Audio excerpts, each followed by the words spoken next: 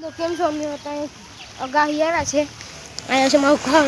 એક અહીંયા છે એક માણસ મારો બે અમે અગાહી પે આવ્યા છીએ. અગાહી પછી બધું જોવાની કંઈક અલગ જ આખી મજા આવે છે. આ બધું દીવ ઘોઘલાની છે. ખાડીને અહીંયા દીવ ઘોઘલાની સ્કૂલ છે. ને આ બધું કોઈ હૂકવી ગયું છે. પણ લીલું થઈ ગયું વરસાદ આવી ગયો એટલે. આ બધું તો હૂકા હે નહીં ઘડીકમાં. એટલે તો બધું પાણી જ છે. હવે તમે જોઈ શકો.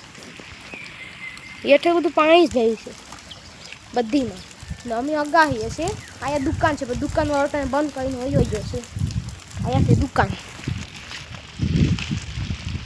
તો દુકાનવાળો ભાઈ એટલે બંધ કરીને વહી ગયો કેમ કે વરસાદ છે એટલે જોઈ તો પાછું જવાય કેમ કે ભાઈ વાંધો જ નથી દુકાનવાળો. અમારા બાજુમાં નાખી છે મકાનમાં નાખી છે દુકાન.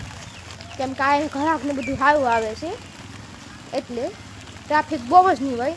આ ભાઈને અગાહે વેલા મસ્ત ના છે એટલે ભાઈ વિડીયો બનાવે છે. આજુબાજુનું મકાન છે. આ બધા અમે દુકાને આવે છે પણ દુકાન બંધ છે.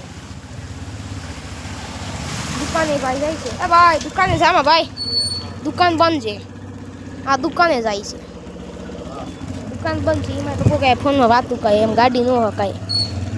લેપસી બેપસી તો ખોટા આ તો બધું ભાંગી જાય.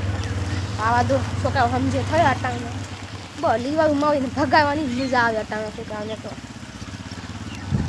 તમે જોઈ શકો છો. બાકી અગાહી આવવાની કંઈક અલગ જ મજા આવે છે.